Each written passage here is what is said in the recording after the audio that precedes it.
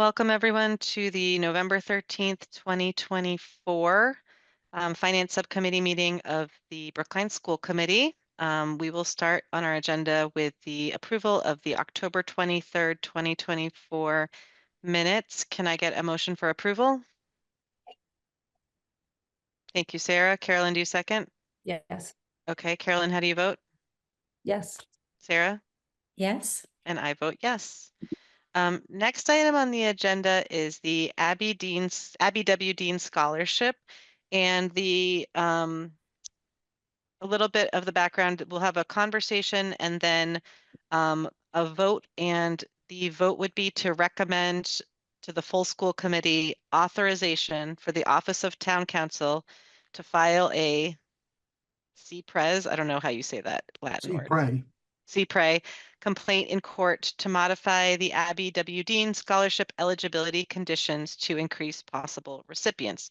So that is the potential vote in front of us. And I think we will maybe turn it over to you, Helen, to MC this portion, if that works for you. Sure, that would be Okay. great. I mean, Okay. maybe I can just sort of frame why we're bringing this, or why Sure. I'm helping to facilitate this. And before you start, I just want to frame to people that I expect this is not going to take more than 5 to 10 minutes total. So let's keep it relatively brief if we can. So John Hodgman, who was on the school committee with me many moons ago, contacted me about this Abby Dean scholarship that through the Brookline Community Foundation, they were trying to figure out what could be done with it. And you know what, I think rather than me, so you have John Hodgman here from the Community Foundation. You have Scott Butchart here from the scholarship. What's your title, Scott? I'm co-chair of the scholarship committee at the high school. Thank you. We have Susan Harris here from Town Council's office, who would be the one working. And then there's a number of people who are also here who have been involved, but wouldn't be talking. So I think I'll turn it over to you, John, just to frame it. And then I was just thinking, it was 30 years ago, I was on the school committee with Helen, and I was a member of the finance committee at that time. So this is an interesting and important story. About 10 years ago, Stephen Cirillo, who was the director of finance for the town, approached the Brookline Community Foundation to say that we needed an endowment to help underwrite scholarships. So I agreed to be the founding chair of that committee, scholarship committee at the BCF. And then Ann Coles, who's an observer, joined me about 5 years ago as the succeeding chair, and we've worked together since. And with Stephen, Scott, Ann, and Kathleen Cavell, who was a former member of the town council's office, we've been working on this project for the last 6 months. I think you have a document that spells out in more detail the history of this. But here we have a case of a generous benefactor, Charlotte Hedge, who incidentally was the granddaughter of Reverend Pierce, who was a member of the Brookline School Committee from the late 18th century into the early 19th century, and was a co-founder of the Brookline High School. Charlotte Hedge wrote a will in 1915 saying that she would give $300 to the town of Brookline for scholarships for students going to Radcliffe or Simmons. And in addition, that no scholarships would be awarded until the income from this donation was exceeding $200. 1923, she died. The town received the $300, invested it in some form, and the first scholarship award was made in 1941. Now, since then, awards have been made to students, presumably from Radcliffe and Simmons. I say presumably because in 1999, Radcliffe merged with Harvard. And from that time forward, it's been very infrequent, if at all, that students going to Harvard have applied for these scholarships. So only the students going to Simmons have received these awards. And to put this into context, in this past year, there were 3 women who received scholarships who are going to Simmons. And I believe the awards they received was about $15,000 total. And I believe the income for that year was $175,000. So the balance went back into the fund and has been reinvested accordingly. What we've done is we found the will. We have started the process of looking at a legal doctrine, CPRE. Susan Harris from the town council has joined our group, and we are trying to get authorization from the select board to file a petition with the Attorney General's office and then the Massachusetts Supreme Judicial Court to alter the provision of the will so that all females who qualify at Brookline High School would be able to receive a scholarship no matter what college they attended.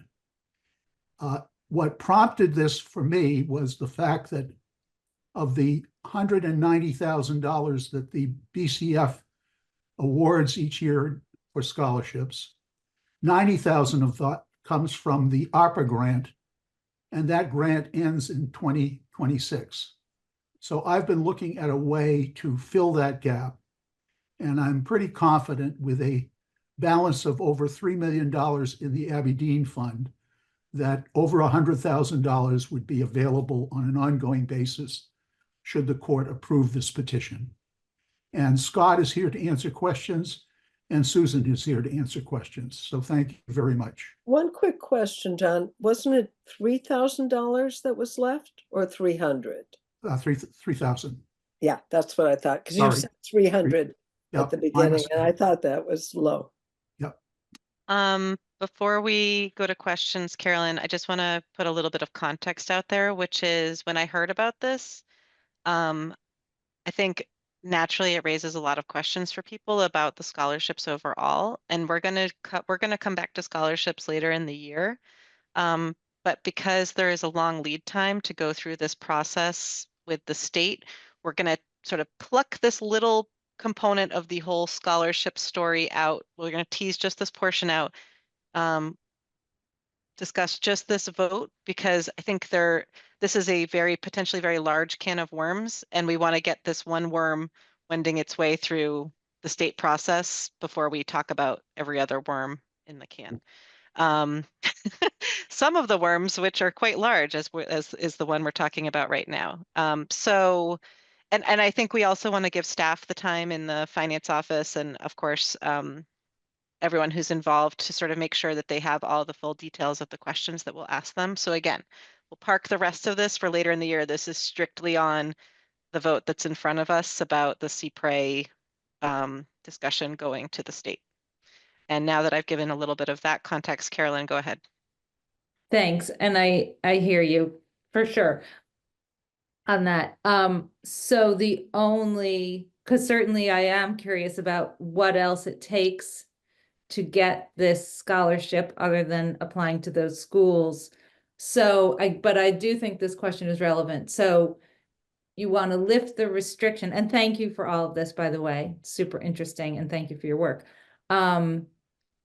We want to lift the restriction on Simmons Radcliffe. And so that would be notwithstanding whatever else may be required to get this scholarship. It would just open it up to go to any school. We believe it would be for female graduates because we're trying to adhere as much as possible to the intent of the donor. Yeah. And she wrote the will in 1914. Yep. Sure. And I can add too, there's no one sort of right answer in filing a petition for CPRE. It really requires considering what the original intent was and how to stay as close to that as possible while avoiding waste.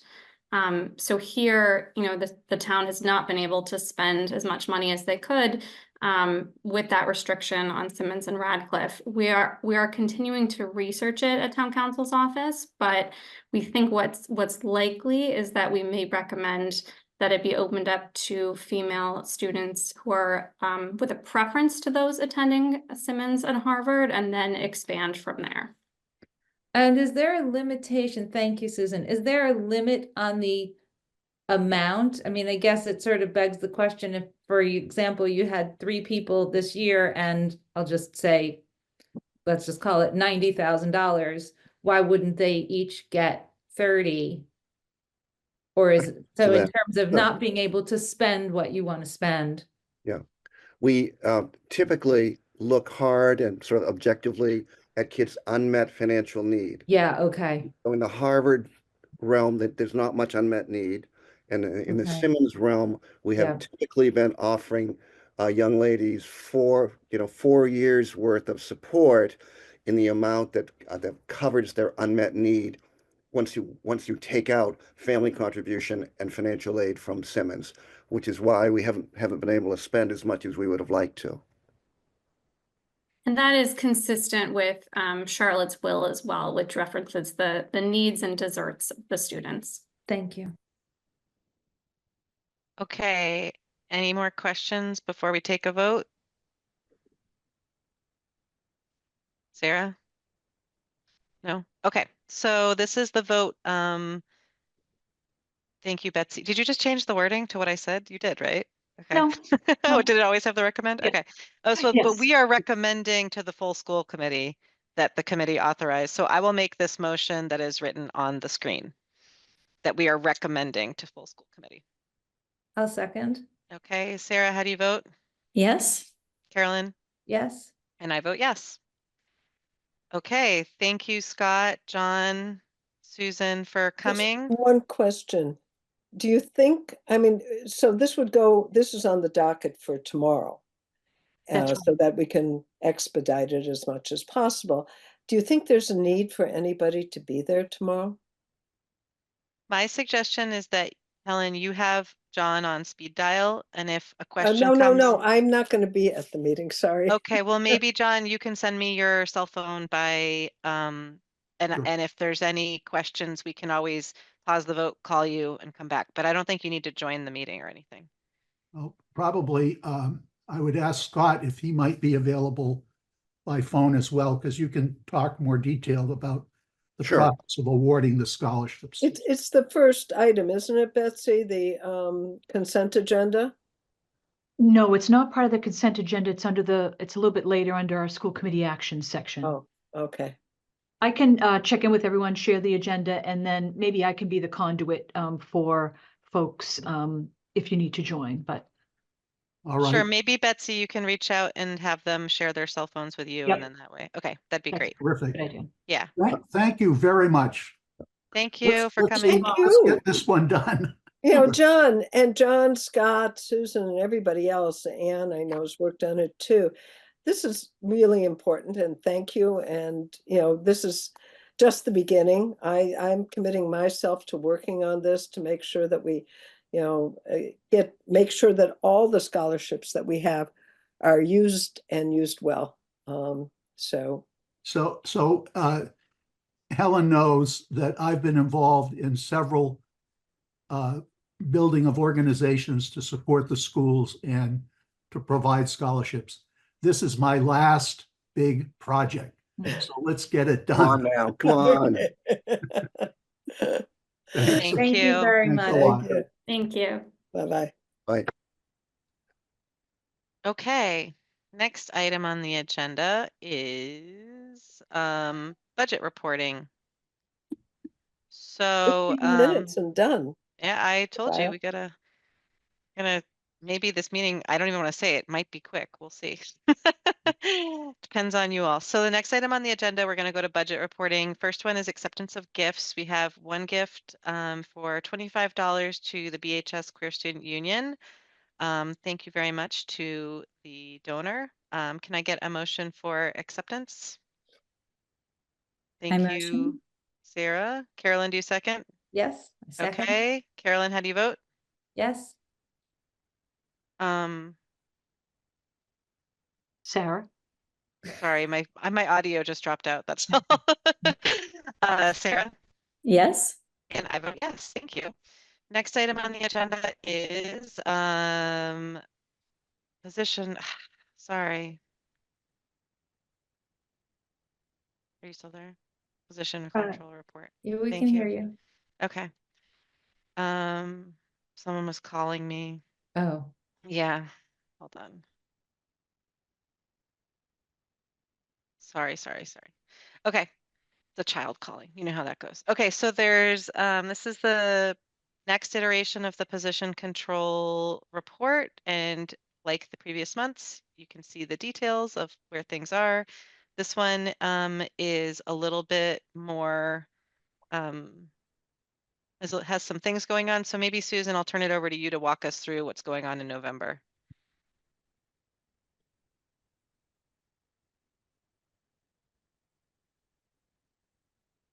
can't hear you, Susan. Hear me now? Yes, we can, yeah. As we went through the process of reconciling for the quarterly report, it became clear that there were several positions that went over to payroll for staff to be paid that had not been included in the FY25 budget. And so we added these to the report. We don't know what the funding source is, and we have reached out to the budget managers to let them know that they need to request a PCN number. These 4 positions are not included in our forecast, but should be added to the deficit at this particular point, unless a funding source to offset that is provided in the next month or so. So once that information comes to us, I can update November to reflect what the funding source is, if there is one. But this helps us to keep these on the radar and make sure that when we do see instances where staff have been added without approval, that we're very proactive about addressing that timely. This is an improvement over last year, of course, because we have position control in place now, and we'll talk a little bit about our progress on that when we talk about the internal reports. But that's essentially the 4 on the bottom are different. It's about 150, I think 151,000 in additional costs that we have not identified a funding source for at this time. Before I call on you, Carolyn, maybe Susan, you can just explain to me. I thought the whole point of the position control numbers was so that this didn't happen. So why does it happen? Like, how do the jobs get posted? I guess I'm confused because I thought that there was a whole process that required the PCN at the beginning. Yeah, I'm happy to describe what happened here. 2 different things. So the English language learner .2, there was an open position and it was posted. And then while the posting was out, a request came over to dissolve that position and apply it to another new position being requested. The paths kind of crossed at different times. And so that one was merely a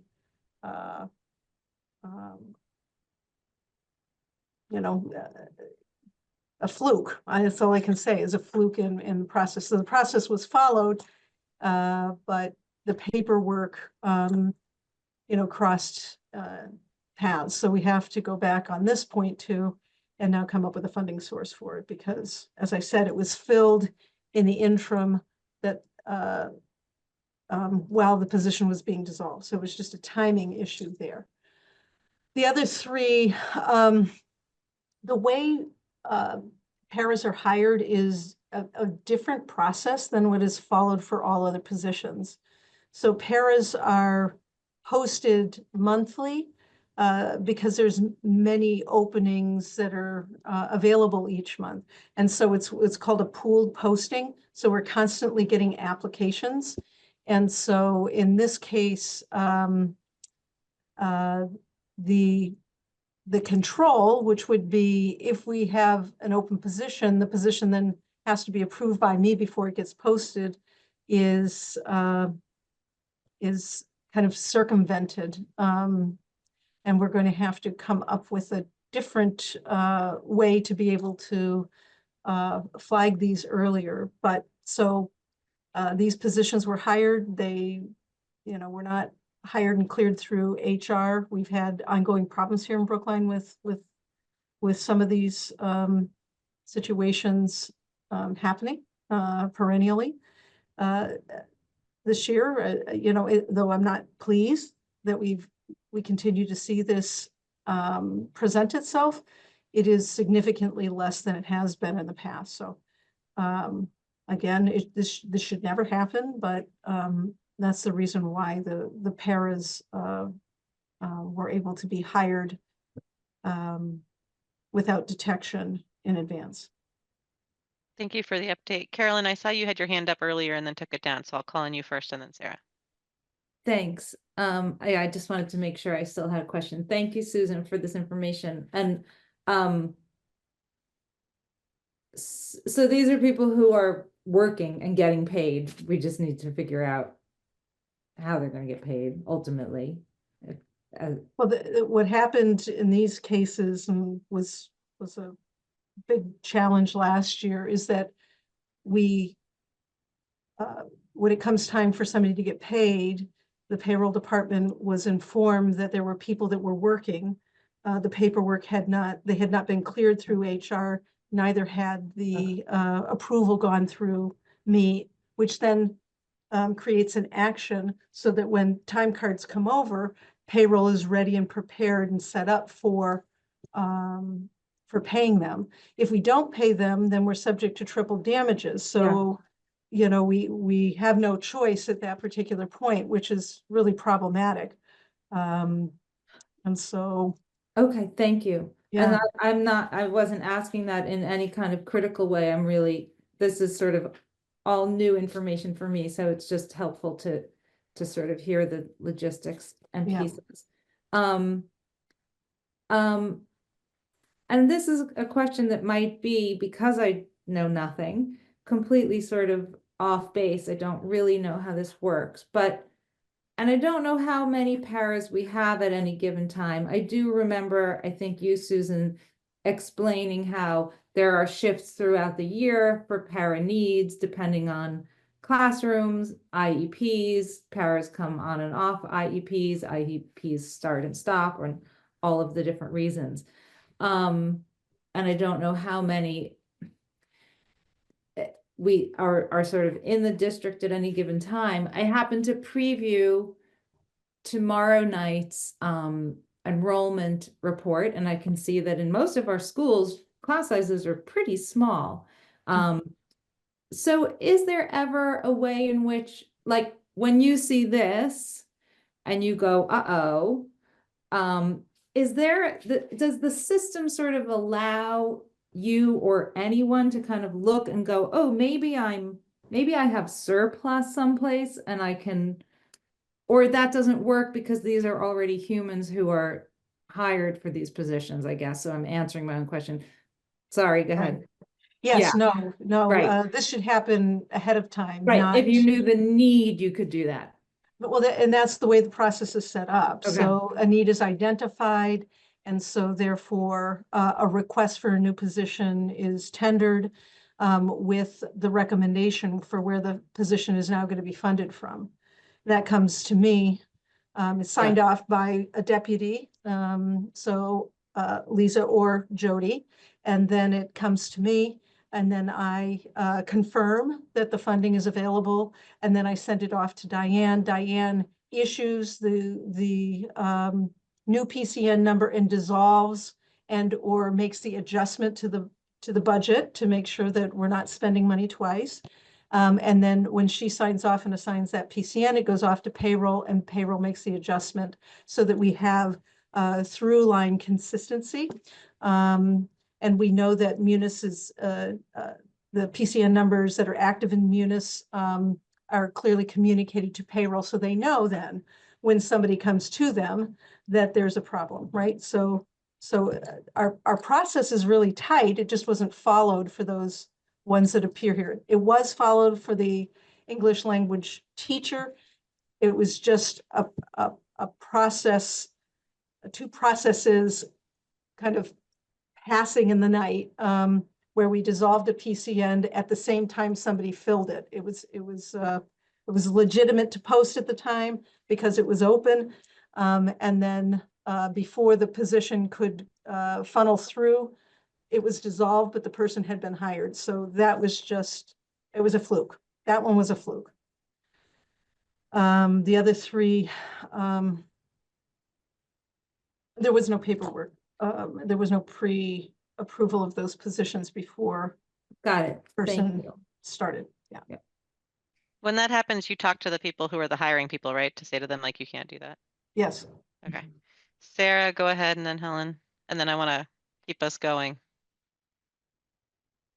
So there's something going on in the background here. Let me know if you can hear it, and then I'll just move on. Okay, if you can't hear it, then we're good.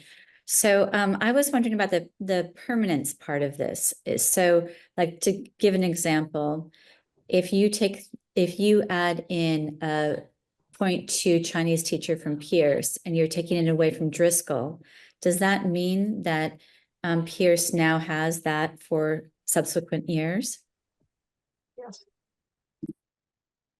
Yes. Obviously, when we build the budget for next year, we will look at enrollment and we will look at student need, and we'll set the staffing for FY26 at that time. And some adjustments might be made at that time. But once the budget's approved, those are the positions that have active PCN numbers and are available to be filled. So there Helen? might be some adjustments in between fiscal years, but the mechanism to be able to make an adjustment within a fiscal year is this process. Helen? Yeah, thank you. Thank you for that. Sarah, I assume you were done. Sorry. Okay. Oh, Is your I'm hand still up? sorry. No, go ahead, Helen. Okay. Thank you for providing this. I think in many years past, I think it's probably been at least 5, probably maybe 10, we used to get every half year, maybe a quarter, when we had the quarterly reports, the number of paraprofessionals that we have in the system, what kinds, the ones who are the kindergarten paraprofessionals, the special ed paraprofessionals, etc. And I think that would be helpful for us to see that at some point. I'm not trying to give you more work, but it helps to understand also the ins and outs, because paraprofessionals can be hired one day and then decide to leave 5 days later. There's a lot of churn there, as they say. But I think it would be good to have some sort of, if you can, and if you can't, we could start now, some sort of historical way of how many paraprofessionals the system has working at a given time. I think what this document does, Helen, is that we provide the FTE number in the budget, so you know how many you have appropriated for. And then this document is the one that shows changes from what was what we had. No, but I mean to know for. the total number. That doesn't here, the total number of paraprofessionals in the system. Because that, to my recollection, has been going up quite a bit. Maybe we can talk offline so I can better understand. Sure, happy yeah. to do that, no problem. Thank you, Helen. Thank you, Susan, for this update. Very helpful as always. So you said maybe for the December meeting, you'll have the update on November? You'll back? Yeah, I'll backfill this Okay. As I have new information, but I didn't want to lose track of it. And also, as we're giving the quarterly report, I wanted to call out that these 4 positions that you see here are not incorporated into the analysis that Diane's going to present in a minute. So this would, let's say that there was no additional funding source, this would put us in further deficit on the salary. Okay. thank you. Okay, so we will turn it over to Diane then for the Q1 report. And so I'm so sorry, I'm gonna jump in super quick. Dana Perry. I'm gonna be turning this off and switching to my phone shortly because I have to take my son to the doctor. Okay.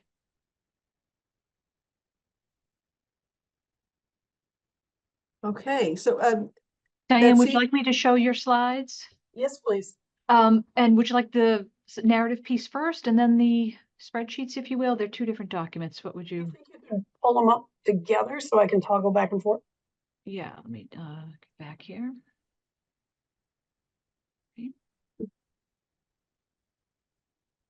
And I assume that everybody knows Diane is our finance director. I think everybody online has met Diane. So Diane Oh, had yeah.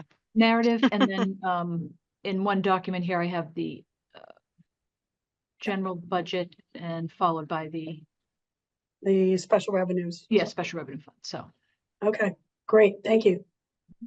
So, good evening, everybody. And please forgive my voice. I'm recovering from a fungal infection of my larynx, of all the weird things in the world. Yeah, nice, huh? My They, father-in-law has that too. I'd Yeah. never heard of that before last week, so, okay. if he Sorry. has asthma or COPD and uses inhalers, that Oh, yeah. apparently is the thing. Oh, okay. So, yeah, no fun at all. They tell me my voice will eventually go back to normal and I won't sound like I smoke 3 packs a day, but we'll see. But in any event, the general fund.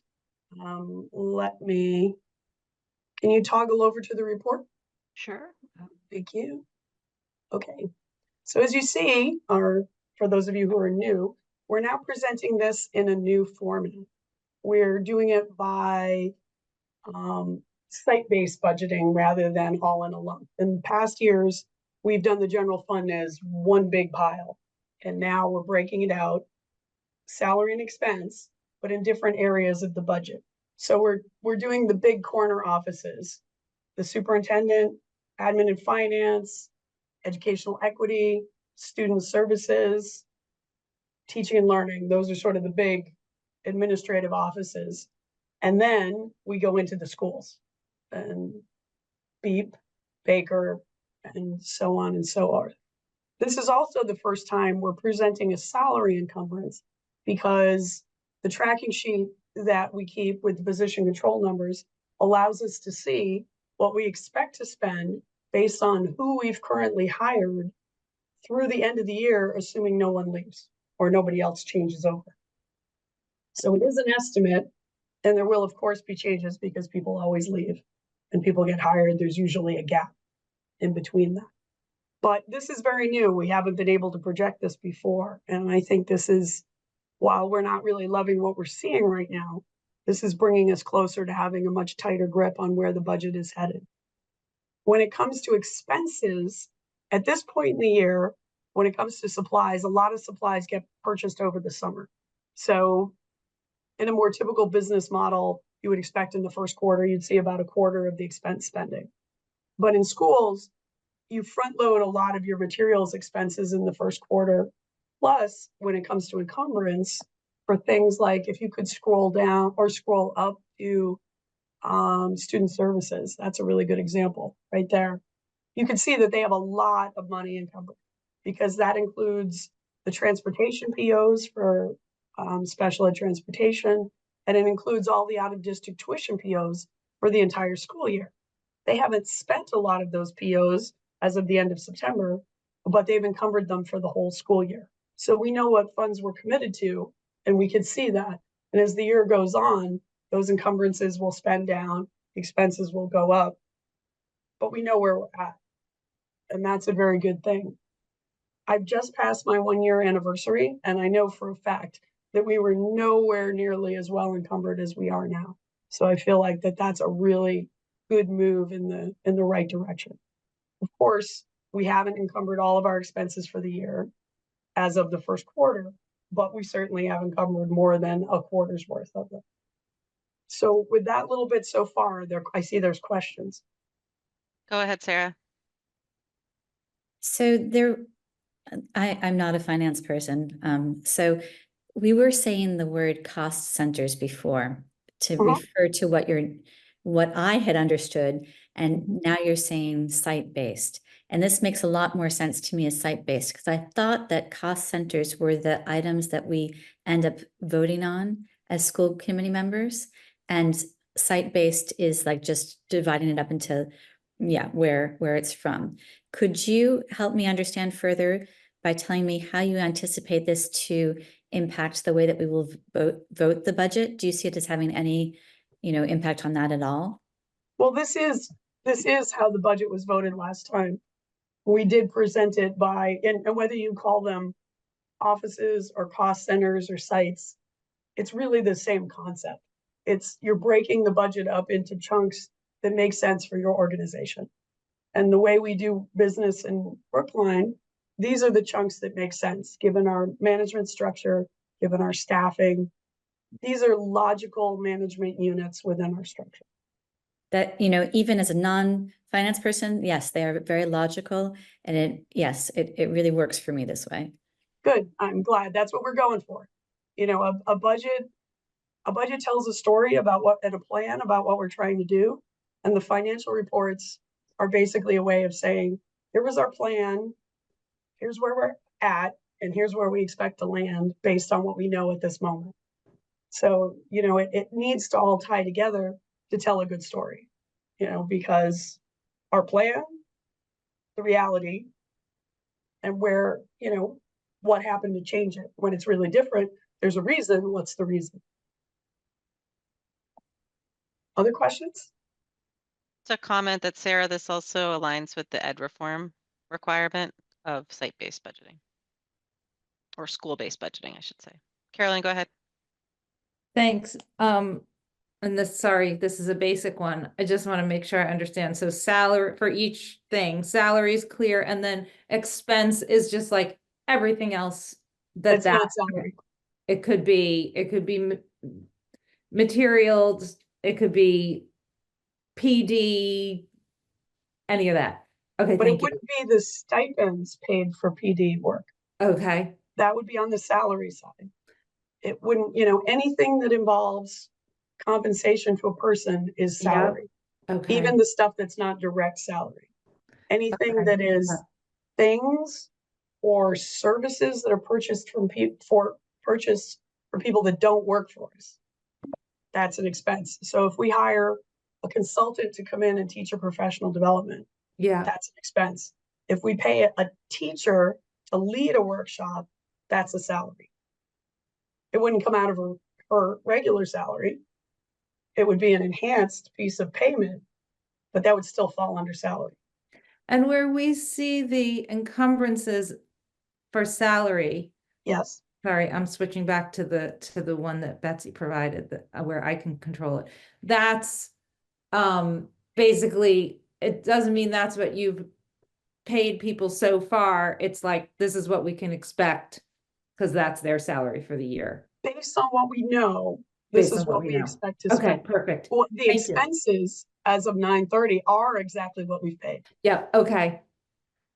Amazing, thank you, super clear. Is there any difference between the word projection and encumbrance? An encumbrance, when we're talking about the salary line, the encumbrance is a projection. When we're talking about the expense line, an encumbrance is actually what happens when you put up a PO in the financial system. The money is scooped out of the budget and placed almost in reserve. And then as you pay the invoices for that thing, the encumbrance lowers and the expense goes up. So every time you encumber a PO, you set aside money for that purpose. And the process of opening POs is how you approve the appropriateness of that expense. So if I put in a PO for books, it gets approved, that's fine. If I put in a PO to buy myself a race car, that will not be approved because that is not an appropriate expenditure of public funds. And that approving process happens at the PO level. You and Susan are both so great at explaining this. Thank you. That's great. It really isn't hard. The hard thing about finance is it overwhelms people and it bores people. The concepts are not difficult. If you can stay awake, it's not so bad. Do you, are you gonna go down to the bottom line of it? Sure. Betsy, thank you. It's really weird not being able to drive. I keep hitting my mouse and nothing happens. I feel disempowered. There we go. Okay. So here's what we see. Our salary line looks pretty scary at the moment. About half of that is due to the fact that Susan and I could not get our arms around all of the additional compensation, which would be stipends, additional work, all of that. Additional programs we run, that's money on top of salaries. We couldn't get a handle on it last year when we were building the budget. It's very complex, very granulated, and very confusing. We've got a much better handle on it now, and these projections reflect that. Susan's going to go into that in a little bit more detail later on, but a good half of that is represented by those expenses that we weren't able to capture in last year's budget cycle. And the other piece of it is these numbers in salary assume that every single person works through the end of the year and every single position is filled. And past experience would tell us that that is never true. People will leave, positions will stay unfilled. Even when we want to fill them, they won't get filled. So we can expect that number to come down because of those things, and we'll see that over the course of the year. However, if we don't find funding for those open positions, then that would increase the problem here, right? So some things will change as we move forward through the year. So just want to mention that.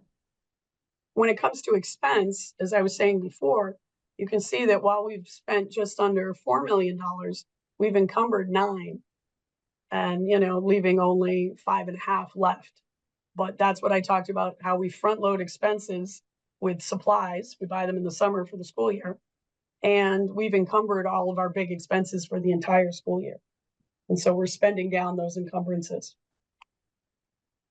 So in anything but a school, seeing this much spent at the end of the first quarter, or this much committed by the end of the first quarter, would be kind of freaky, but it's a pretty normal pattern for a school.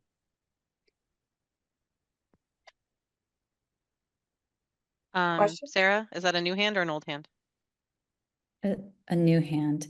So now that I've seen us go through 1 year of this, I have a better feeling of how conservative we are with projections and, and where we end up. So at the end of last year, once we spent everything, I saw that we then returned to free cash on the town side, the balance. And I don't quite understand yet how we can't take things that we don't end up spending and move it to another line item. Is there ever a situation where we set up like a fund for what we don't end up spending so that we can use it in other ways? Well, you are singing a song that would chime in the heart of every school business manager, but unfortunately municipal finance law does not permit us to do that. General funds, unspent general funds, go back to the town to free cash. So we have to be conservative so that we know where our money will go. But it works out best if we come in a little bit under what we thought, just so that we make sure that we have the money for what we need. Correct. But it does go back to the town, and the town does fund us. So, it's kind of the great rain circle of money. It's not lost, it's just recycled. There's always going to be a variance at the end of the year of some sort. The goal is not to have what happened last year happen. With a budget of, $137 million, to turn back ultimately, first of all, we requested $500,000, was again in the grand scheme of total dollars is not a huge amount of money, though it feels like it, because if you gave me $500,000, I'd be a happy girl, right? But when you're looking at it, and I also don't have a budget of $137 million that I'm trying to spend, right? So there's a relativity here, but it's always you're never going to land a budget to the penny, you know, and the fact that, you know, we turned back, I think, what was it, Diane, 100,000 or something like that. That was exactly the way that I felt about it. I thought that it was just such great work on your part that you were that close. It felt super close to me. Yeah, yeah.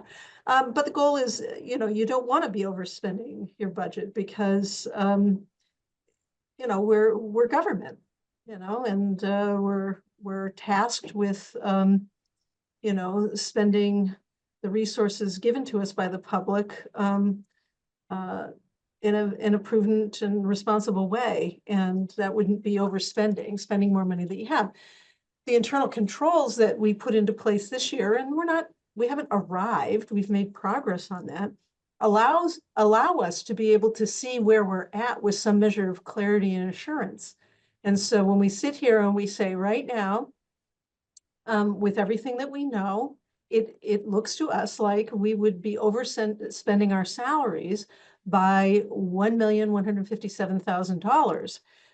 And now we can explain to you why, right? And I'm going to share some more of that information, you know, when we get to internal controls. We also see that on the expense side, we have a little bit of capacity here to make some choices, because this is the first quarter, right? And so administratively, what will happen is next week, the senior leadership will have a conversation about what strategies are we going to employ to ensure that we can course correct and without causing Troutgate, like happened last year, right? I mean, I've never had that in my entire Susan, career. I didn't know I'm you sorry. knew that name. Yes. Oh, Right? yeah. I mean, when you have enough runway, it increases the levers you can pull. And so we're going to have a conversation about how we're going to close the gap. And so that's what this allows us to do. We could not do this last year at this time because when we didn't have the data. So the first part is that you have to know what's in your budget, right? You can't manage something you can't see. And so the work last year was about really identifying with clarity what our expenses are, who's where, what do they cost, what do we owe, all of that. And so we're in a much better position. This is not the final note on where we're going to land this year. It's where we happen to be right here and right now. And we'll have to make some choices, as I said. So this is really you know, I don't like that we're sitting here overspent, but I'm not surprised on the salaries because I knew that we didn't capture all of the extra compensation. You know, and after the budget was published, then we learn about things that are completely Brookline specific that we would have no way of knowing in our lived experience that these things would exist. I've never heard a calculus project in my life. Never mind to say, hey, do we have a calculus project? It's not like we're, you know, in the coffee room talking about calculus project, right? I mean, so you hear about these things and then you got to learn what it is, and then you have to know where the funds are for it. So it really has been a process of discovery and a lot of research. And as Diane and I were talking earlier this week, it's painful. It's very painful and frustrating work, but it's essential, right? You deserve to have answers, and people deserve to be able to make informed decisions based on data. But if your data has no integrity, then you're not making informed decisions. And that is the work that we are doing, even if it is frustrating. So Thank you for this update, and I really do appreciate the points you're making about Q1 and having this insight into what's going on allows you to course correct. That's very valuable. I have two questions. One is this an all funds or an operating presentation? This is just the general fund. The other funds are below this. We'll scroll down to those next. Okay, don't go to them yet, Betsy. Hold Okay. on. And then my second question is, we had talked in the last meeting about the Q1 report being delayed because sort of learnings from FY24, you might be applying them to FY25. And I was curious if there will be some sort of discussion of what modifications you'll be making, if any, to the categories, or are you leaving them the way that they were originally defined in FY25? Like, are you going against the approved budget? Are you going to be seeking modifications or? I Are think, you, I think I think what we were really wrestling with was the additional comp. Mhm. Getting a grip on what additional comp was really going to cost us was incredibly time consuming. And, it was pretty much the most evil $1.3 million I've ever had to wrestle with. It was really, really hard. And how we ultimately deal with that, we may address that. I have no idea how we're going to address it in the next budget, but at least we know the beast is there and we have to address it, which we didn't even know it was there last year. And so, it's always, when you're building a budget, the most horrible thing in the world is the things you don't know about. And between Susan and I, we have almost 50 years of experience doing this. And to get beat by things we've never heard of is really unnerving with our years of experience. so to build on that, we will be making more adjustments. We've been able to do a lot of discovery around really the costs of certain programs that we're offering here that I don't know that anybody's really fully had in front of them at any point in time. I know when we ask program managers to give us a budget, it's like we're speaking a very foreign language at a very sophisticated level that they're not really accustomed to. And it, so there's that bit of like teaching that's going on as we're trying to pull this together. But we do have some really good information.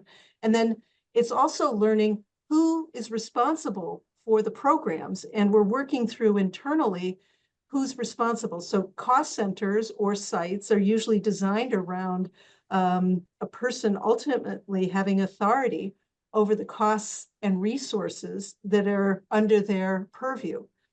And so some additional movement towards site-based is looking at things like co-curricular. Co-curricular should live not at a district-wide account, but in fact at the building level. And so as we go through and we see what co-curricular programming is offered here, we are rightfully placing the expense now in those categories. And so we're still doing some work around that. I would say with extra comp, maybe we're 80% to where we want to be in the process of really finalizing that. And so next year, yes, there will be some changes in what appears where. But our goal is to record the information properly this year so that when we close this year, and we have next year that we'll have a much more apples to apples comparison so we can start looking at trends.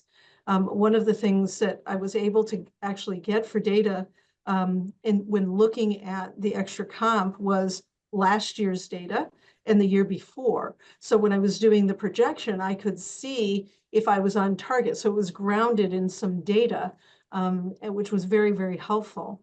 And when we look at all funds that are associated with the program, then you can see the bigger picture. And so you know that if a grant goes away or you're running out of revolving fund money or have run out of, I can see, the evolution, but I can also evolution of how the funding has been structured, as well as the total cost of a program, which will be helpful. As we talk about, what aligns to our core mission and our core goals, having an understanding of that, of the detail will be invaluable for us. So we have more work. Yes, there'll be some more tweaks and adjustments in the FY26, but nothing as substantial as what happened last year. But are you going to tweak FY25 at all, like present a modified number if you discover that like, oh, salary should actually be $1 million higher? Because otherwise all year it's just going to look like salary is off by $1 million when maybe it isn't, like based on what it really isn't. I'm probably going to leave the approved budget as is so that what will happen with so many budget managers without the level of skill for how to manage their resources in place. I'm likely going to run the deficit for the year so that I'm not moving things around and then losing track of things. For this year. Ultimately, in the end, and Diane will do some budget modifications, so let me be clear about that.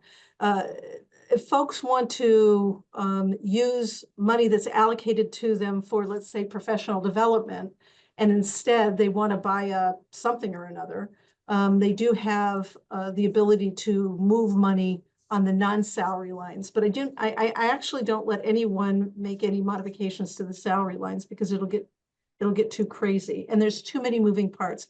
Payroll changes daily in multiple ways.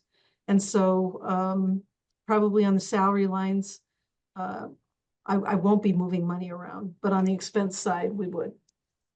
Okay, thanks. Helen? Yeah, there was one term that you used that I didn't understand, co-curricular. What is that? Before and after school programming is usually referred to as co-curricular. So Oh, athletics, you guys, so athletics, clubs, intramural, extramural, all Oh, of that okay. would be considered co-curricular. Okay, all right. And athletics has a revolving fund too. And the revolving fund doesn't pay for any salaries at all. Oh, okay. All right, thank you. I just needed to understand that. Yep. And I'll So give you does- more info. Yeah. Does it make, so do you think that when do you think we'll hear about what you and other senior leadership are going to do for your course correction? Will it be at the next finance meeting or at the Q2 report, or sort of what's the plan from here? Yeah, I would say any course correction strategies we can certainly report out at the next finance committee meeting. Okay, thank you. Yeah. Great. So I think we probably have do you want to look at the revolvers or special revenue funds? So one of the one of the things that's been a little different this year is that the FY25 grants have been slow to get approved, to get set up, and so we haven't been able to spend against them in as timely a way as we would like. I understand this is a perennial problem, but it was aggravated this year because things were slow coming out of DESE as well. So what we did is follow past practice. So to give an example that's right here, if you look at FY24 for Title IIA, we have expenses for this year, and they're running in deficit because we finished FY24 Title IIA. Those expenses rightfully belong to Title IIA for FY25, but we do not yet have access to Title IIA FY25 because there's delay at the moment. The delay is in the comptroller's office getting those grants set up. Once they are set up, those expenses will move up to 25. I know that's a lot of bookkeeping, but you'll see the pattern throughout all the entitlement grants, Title I, Title IIA, Title III, Title IV. We also have delays with the special education grants, IDEA and early childhood. Those have not yet been submitted for approval. There's been some delay in getting the staffing plan worked out between our staffing plan in the district and what's being applied for in the grant. We got to get that sorted before we apply. When are these things due? The two you just mentioned? They were due some months ago. Does the federal government allow us to apply after the due date? Yes. What's the real due date then? What's the due date at which we can't apply? I don't know. That's a good question. Never had to encounter that. Well, I guess I'm worried that we're going to miss the date if the real due date was months ago. We don't, if the official due date was months ago, and we don't know what the drop dead date is. I mean, IDEA is $2.5 million. Yeah, it's a lot of money. Yeah. Yep. We're aware. We're working. Okay. Are there Any other questions on this one? questions on the federal grants? Okay. Let's scoot down to the next. Same issue with Metco. We weren't able to get 25 as set up as we would like, so we will be fixing that once 25 is set up. We were able to begin putting salaries to it, but not getting the expenses set up. Some of the other grants that didn't come out of DESI were able to get set up faster. DESI just seems to be having some issues this year. Okay, questions on state revenue? I Okay, just want to reiterate that until DESI approves the grant, the comptroller's office won't set up the fund. So we're kind of like in the middle. So even our federal stuff goes through DESI? oh yeah, Yeah, Okay. Is there anything that government relations should be doing to elevate this? no, I think the delay with DESI this year is this is the first full year they're rolling it out through their new grant system. And I think they're having tech issues on their end. I think the new grant system is going to be fabulous once everybody's accustomed to it. But, you know, first full implementation year in the system, they're going to be bummed. There's going to be bumps. Okay. All right. These are our private grants. Not a lot of activity there except the usuals. These expenses were mostly over the summer. Any questions? I have a question. It's about gift accounts. Are gift accounts special revenue funds? Yes. Where do they get reported? It depends on the gift account. Where do they get reported to school committee in financial reporting? I think they're in the revolving fund They're in the section, aren't they, revolving- Diane? they're on the next Yeah. page. Okay. So it's a good question. The line between a private grant and a revolving, you know, a private grant has to, I would guess, I don't know, I haven't been here long enough to know, but a private grant would have to be fairly large to be set up on their own. I mean, we wouldn't set up a separate grant for every $25 donation. But those would tend to go into a revolving account. Okay. And for some of these private grants that have been sitting here for years and years, we had talked about you're going to work on clearing them, right? Oh, we spent quite a bit of them last year. The Saudi teachers one, I feel like, has that gone anywhere in years? The BU Saudi teachers? Well, I only have 1 year of experience, but I know we were definitely chewing on these last year. Okay. Okay, can we scoot down to the revolving, please?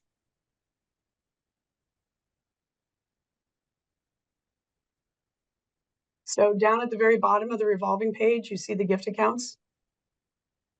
We don't disaggregate, we don't report separately on all the K-8 gift accounts, but they are booked separately. There's generally not enough activity on a quarterly basis to really report out on it. But if you were interested, we could let you know. So anything that comes in for the high school gift account would land here.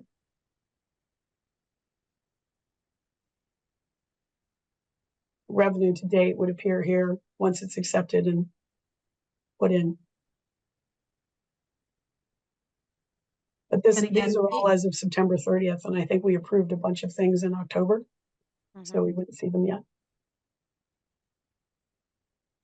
Any questions on revolving? Diane, also, doesn't the comptroller's office have to post them before they show up on Munis as a receipt? We're not manually encumbering that. It's when No. it flows through the report through the comptroller's office and the treasurer's office that Yes. then it appears. So we accept the grant and then it has to get processed again through the town before it shows up Yes. on a Munis report. Yes, it can take a long time. It can hang fire. And right now, our comptroller, the new comptroller, started yesterday, and one of their key staffers is leaving on Friday. So Who's leaving? I'm sorry, I can't remember her name. It's not Yolita. It's not Michelle. Okay, It's someone else. so- Betsy, do you mind scrolling up just so we can see the top of the table? It's cut off. Thank you. Maybe a little bit down so we can see the bottom too. There we go. Thank you. Carolyn, is your hand still up? If not, I had a question. I did, sorry, I'm trying to do this on my phone. What's the bus transportation revolving fund? Just curious. Once upon a time, we used to collect bus fees, and now we don't. So that money is just sitting there. We did have to do an update to our to our busing route software. And so that is what is encumbered against that revolving fund. It's a one-time upgrade that was not put in the operating budget, but with this revolving fund sitting here, we utilize the balance in that to pay for the routing software update. Great. They were discontinuing it, so we had no choice, and we had no forewarning, so. Thanks. That will reduce the balance in that down to 17. On the athletics budget, it was budgeted at around 450, and the revenue to date is 20,000. Well, remember, this is September 30, and they don't send out the bills for the fall sports until after cuts are made. So that would reflect the checks that had come But in. cuts are made before like school starts. Correct, but that Yeah. would reflect the checks that had come in and made their way all the way through the treasury, all the way through the comptrollers, I see. the short-staffed comptroller. Do we know how, like, last year we knew that the comptroller's office was behind by months because the close hadn't happened for even 23 yet, or whatever year it was, 23. Are they more or less on time now for posting of things, or how far behind are they? Do you know? I can't answer that with any surety. I don't want to pester them. I want to stay. Susan, do you know? Chaz mentioned today that he was hopeful that they would have their free cash certified by their December FY26 budget projection. So that tells me that if they're behind, they're not that far behind, because getting free cash certified in December is very reasonable. Okay, great. Other questions? Q1 is always such a mystery. Lots of things have been spent a lot. Other things aren't happening yet. Like, it's just a weird quarter. It really is. It really is. Okay, why don't we turn to the update on internal controls if there's no more questions on Q1? Okay. Thank you for driving, Betsy. You did such a wonderful job. Oh, yes, many talents, many talents. You are. You're amazing. We appreciate you. So I think probably everyone was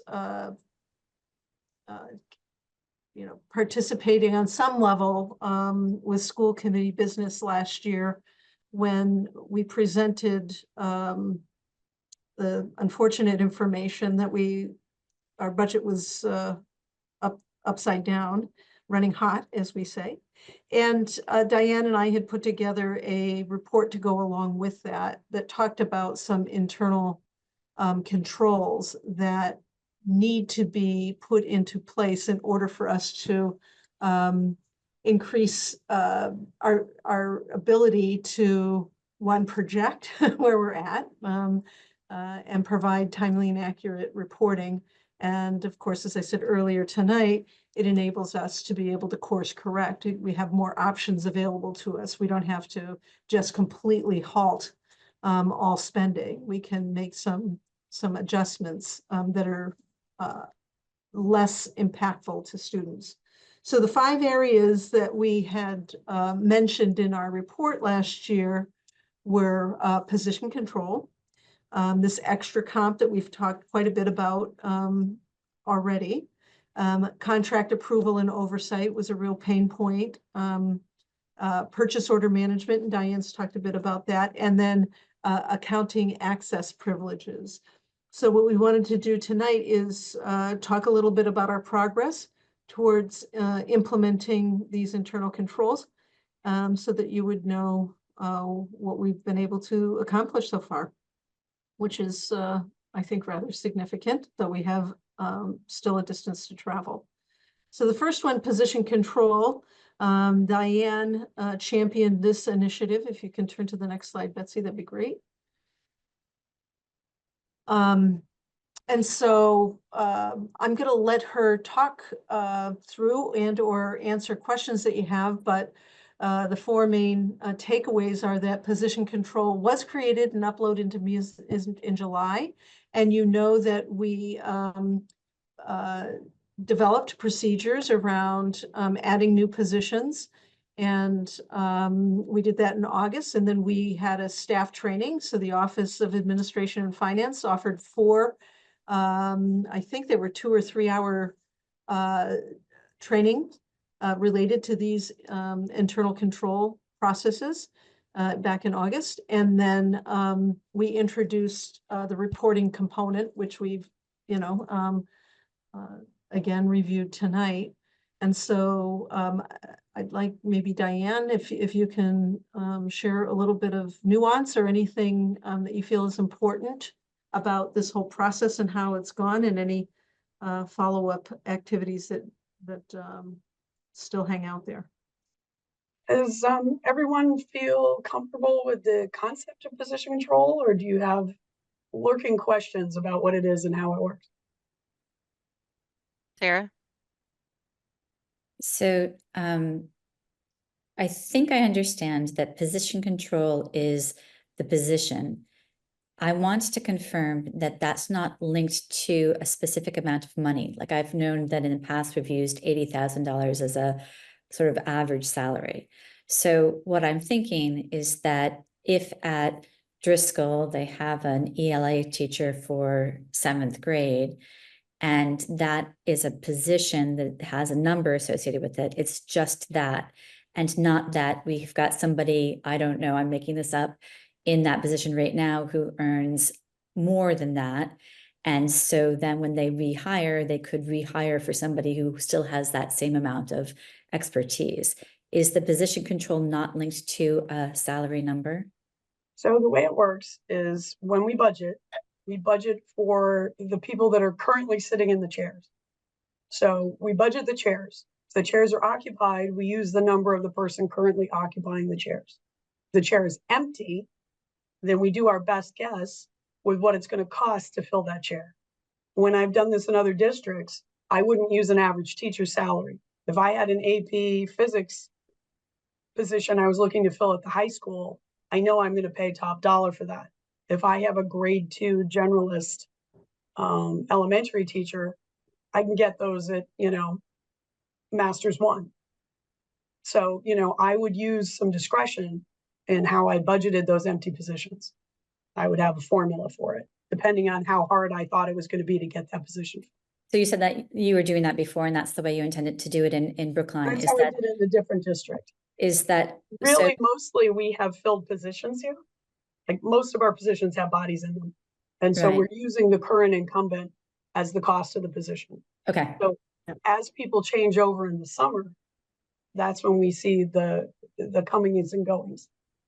And then, so who would benefit if, if you could hire for at a lower salary? Would it be the site-based principal who would benefit? No. I mean, they have a chair and they get to fill the chair. And, but if they, want to hire somebody very, very inexperienced so they can put the money to other things, no dice. They get the chair. Doesn't that create a little bit of a tragedy of the commons, though, in that because no one accrues the balance of those positions, they're always looking to hire at the highest level because they also don't accrue the negative impacts? Well, let me clarify on that. So what we budget for empty chairs, so when we create the budget, on average, we use Masters 5. In situations where we know it's a physics teacher, like Diane described, we would budget higher than that. But on average, Masters 5 is what our placeholder is in the budget. The position control number is associated with the account code and the position type.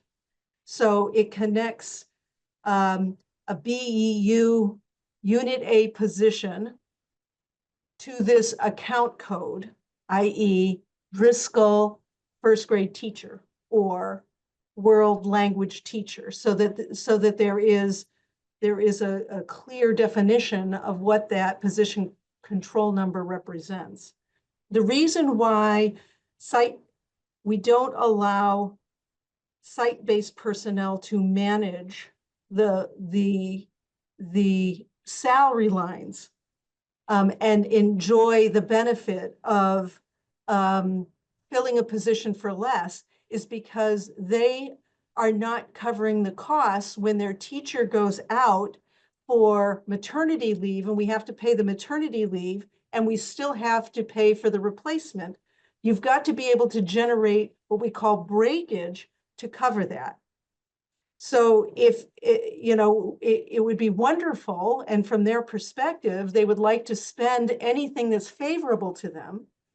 But if they hire somebody at a doctoral level, step 12, then it has to be covered by somebody that then is at a master's 1, right? Because when the position vacates, it could be vacated by somebody with a bachelor's 1, but you can't replace them with somebody with a bachelor's 1, right? So in order to be able to manage the salary budgets, we have to be able to create a little capacity throughout the year to be able to address these anomalies that crop up, because they don't neatly crop up by school, right? I might have 5 maternity leaves at Driscoll this year and none at the high school. I might have 10 at the high school. I'm not going to penalize the high school because they have more maternity leaves that year. Do you follow me?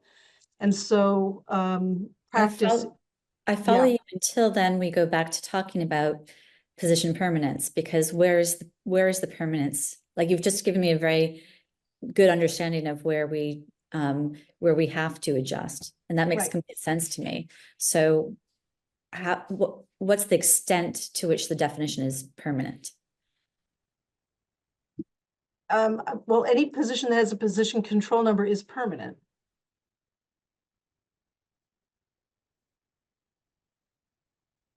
But I don't think that's answering the question you're asking. Yeah, I'm not quite there yet, but I did get more understanding. So I'll keep on asking questions. Yeah, I don't yeah. think there's such thing, Sarah, as a permanent position the way you're thinking about it, because imagine that the 3rd grade of some school this year has 100 kids and next year it has 70 kids. Well, there's not like the position that's maybe permanent is not, because constantly the school district is assessing where there's actual need and shifting positions around where they see there's change. So then what does permanent mean in position permanence? If you have seniority, find you a job somewhere else. Oh, okay. Is that what you're referring to? Like a staff member having rights to a position? Is that how No, you're? I'm thinking about it from a budget point of view. So I just wanted to, because I hadn't, until you and the superintendent explained to me what position permanence was, I hadn't heard of the term before. So I've been going along with it with what I was initially told, that it is like, the number that refers to that position. And that makes a lot of sense to me for our budget needs. And then tonight you helped me understand when that breaks, what that means. So I think I'm pretty much there. And then the way that Mariah defined it helped as well. Okay. Yeah, I mean, they're like, those are then jobs, except that they might go away, right? Like needs Right. change. And so that position control number is retired. I Dissolved. guess. Yes, dissolved. There you go. Dissolved. But Yeah. but it might not be that person. Right. The position is not the person. Yes. They are 2 separate things, and that's where it gets very confusing. Which Sarah, I'm sure, knows as a former TSP teacher, right? That jobs change, but people stay. Okay. Next item, because I want us to see if we can wrap up by 6:30. Yeah. So the next internal control is this extra comp that we have been talking about quite extensively throughout our meeting today. And so what I wanted to share with you is our progress. And so if you can Betsy, if you can click on the little, yes, it should make it viewable to our. Can you guys see it? No, you need to reshare your web browser with us.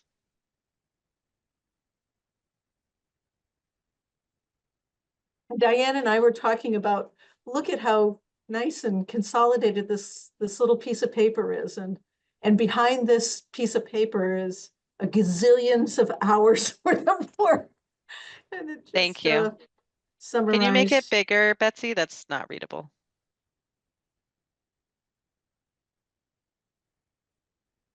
Is it Oh, looking yeah. better? Yeah, thank you. There we go. Awesome. Okay, so extra compensation, we've kind of grouped into these 4 categories. So after school programs, which is athletics, intramural, extramural, and co-curricular, sometimes referred to as like clubs and advisors, homework clubs, culture and climate clubs, things like that. Benefits is another bucket of extra compensation. So in that area, we pay substitutes, short and long-term subs. Paraprofessionals provide coverage for teachers, and there's a component in the contract that says when they're covering for a teacher, they get differential pay. There's sick leave bonuses that are part of some of the CBAs. There's longevity that most of our CBAs and some of our non-aligned staff enjoy. Vacation buyback is a benefit that is provided to non-aligned staff. If they do not use their vacation time, they can buy back up to X number of days, 5 or 10 days at the end of the year. There's shift differential for custodians, and then travel and clothing allowances. So those we would consider to be related to benefits that our employees enjoy. And we were able to capture a good portion of this when we built the budget, because they were things that I could see in the CBA, and some things that I didn't identify when I had gone through them. The third bucket is summer programming, and we talked a bit about this a couple of times last year, but so under summer programming, there's a component of the Unit B contract that says that they can petition for us to pay them for extra days in the summer. They don't work year round. They work a certain number of days per year. And if they would like to work on a curriculum project or some other pre-approved project for the Office of Teaching and Learning, then they can petition the deputy to access some summer days. We didn't budget any and nobody requested any, so that was the good news on that. But I wanted to identify that was an area where we may need to consider putting some money aside in the budget. BEEP has a summer program component, and then the extended school year. So that's ESY, that's special education. So kids that may regress during the summer are often written into their IEPs is some extended school year programming. And so that is typically the biggest summer program that's offered. Here in Brookline, there are also other programs that are offered that I haven't seen in other places or not as common. Project Discovery, which is run out of the Office of Teaching and Learning, is a big program that's run during the summer. Calculus Project is another one. Star Academy, which is a collaboration between the English Language Learner Department and Metco, is offered in the summertime, and then BHS Credit Recovery. So those are the programs that we would put in the category of summer programming. So for all of these, staff are paid beyond what the salary guide for their standard professional position and or paraprofessional position calls out. So these are all areas where staff that are employed here can work additionally and get compensated for it. And then there's these other that I lumped as administrative. So we have a mentoring program. And I guess you could argue that's also a benefit, but it for the time being, I thought that coaching and mentoring were something that administratively we use as part of our onboarding and growth and development programming for staff. So I placed it here. Child study teams and culture and climate. Culture and climate will move down into the school level now that I understand it a little bit better. MCAS testing has been funded in 2 different areas, sometimes at the school level and then sometimes at the district level. That is another one we will move down into the school level budgets. PD council, this is a council that I think Jody primarily works with to identify professional development that will be offered during the year. And then there's curriculum workshops and these building initiatives. So you heard the principals talk about when they did their SIPs, that there's a certain amount of money that is allocated to them to be able to pay staff to be able to improve their skills in some way in service to both their development and or accomplishing their goals at their school. It's $10,000 at each building level, and at the high school, $20,000, and that's what makes that up. So those are the buckets that we've identified as extra comp. Some of them, you can see we put some money in the budget, and others we were not aware of, and we are aware of now. We did a projection based on what we believe are the costs. Most of this information came from as we closed the year last year and finally could do a deep dive into some of the accounts and sort through the various time cards to lump these in a way that made sense. We were able to come up with what the costs have been historically last year and what we believe they're going to be in the upcoming year. So if you look at that, you'll see that for the most part, these overages hit the general fund. There's 2 exceptions to that. So if you look at the BEEP under summer school programming, the revolving fund pays for that. Now, I wasn't aware of that at the time that I built the budget. And what's important is that we know where we spend all of our money, and then how we fund it is a separate question, right? But what we want to do is be able to keep track of all spending, not just that is hitting taxpayer dollars. So that item, BEEP, is hitting a revolving fund, and then Star Academy is grant funded. But what that also tells us is that the grant we wrote was for $119,040, and we've overspent the grant by $16,941. So if there isn't capacity within the grant as they've closed to be able to absorb that by doing an amendment to the grant, then that will have to then come over and be funded through the general fund. But as Diane said, we're a little bit behind on some of the posting and approval of some of the grants, so that should wiggle its way out by the time we do the next quarterly report. But I flagged those because right now we are hopeful that those 2 that are in deficit, that are charged to those special revenue funds, will be able to absorb it. So the impact then to the general fund is this $726,223 that was not included or unfunded in the FY25 budget. Now, that's, we knew that there was going to be, a problem there. We just didn't know how big it would be. Fortunately, this was also offset by the fact that we got some additional state aid during the budget process, $209,383. If we hadn't gotten that, then this variance would be, closer to $1 million problem. So we've taken that into consideration already, but significant amount of work, and we're feeling really good that we have gotten to this point. We're about 80%. And by the time we get to the next quarterly report, and when we build the FY26 budget, we will have all of these allocated out to the proper cost center or site. so that when we build next year's budget, we have included everything, that all programs and all costs associated with them and are funded through our spending plan clearly. So I know this is probably not good news on one hand, but on another hand, it's really good news that we find ourselves this far along in our discovery process. So any particular questions?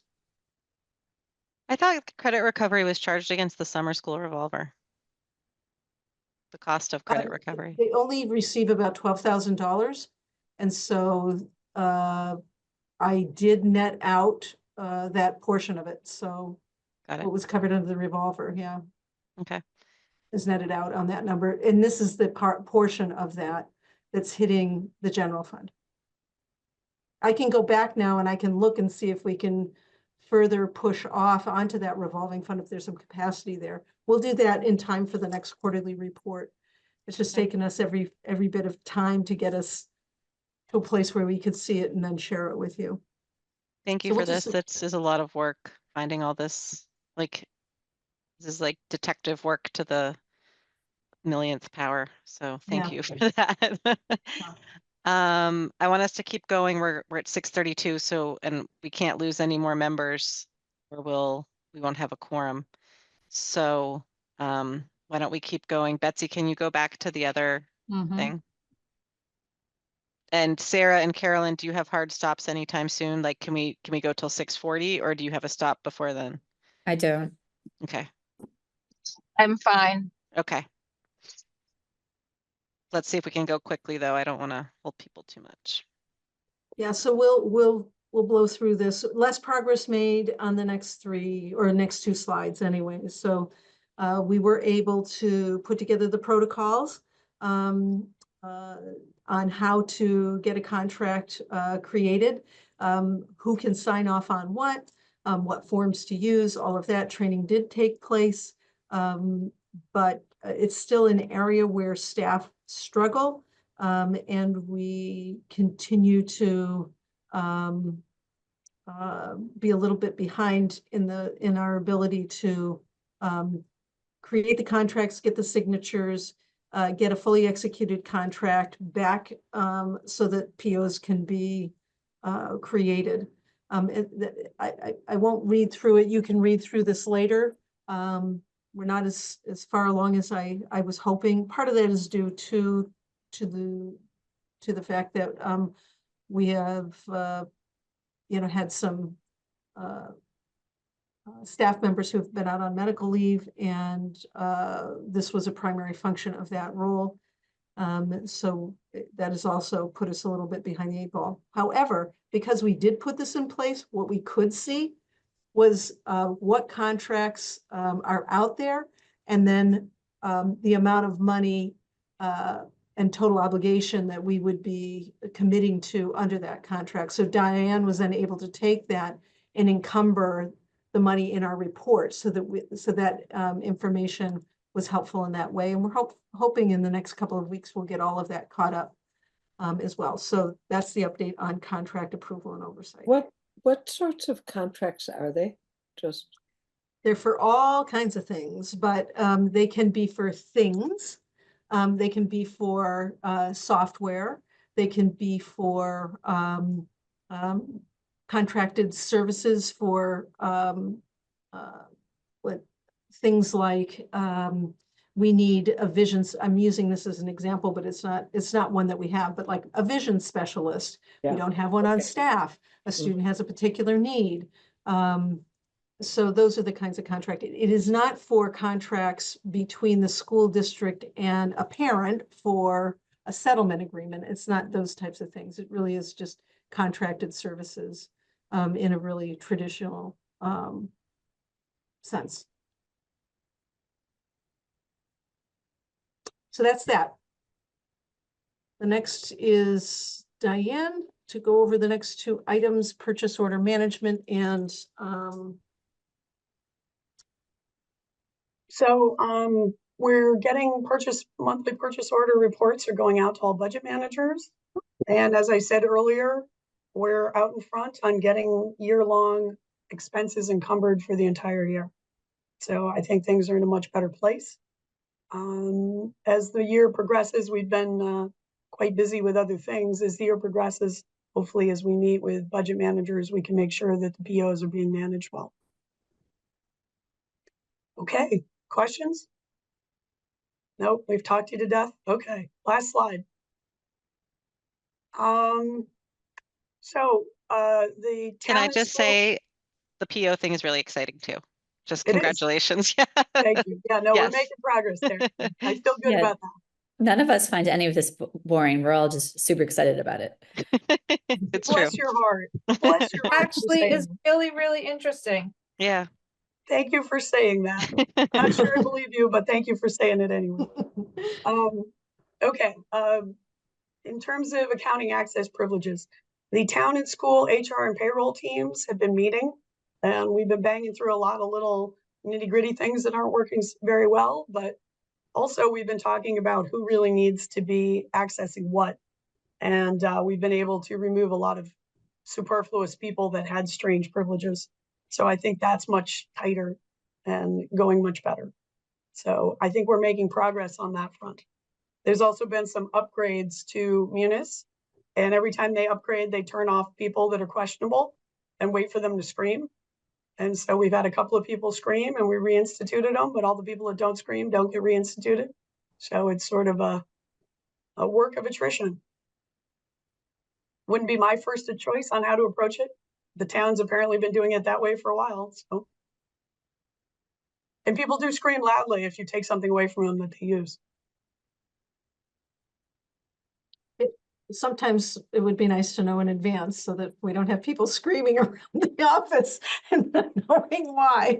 It makes for a dramatic day when somebody gets turned off something that they need to do that day for a deadline. But, you know, Yeah. it's making a couple of calls and getting the right people. Where it really gets fun is that the only person who can approve it is taking the day off. And you've got a payroll deadline. And we had one of those. That was not fun. But, you know, you swim through it. It's okay. You get it done. And that's it. I think Okay. have we come to the end? Yes, I think we have. Thank you. Thank you. Yeah, thanks. Thank you, guys.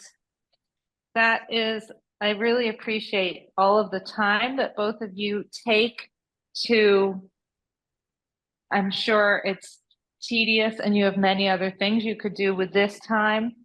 But I really appreciate becoming informed and the clarity with which you present the information.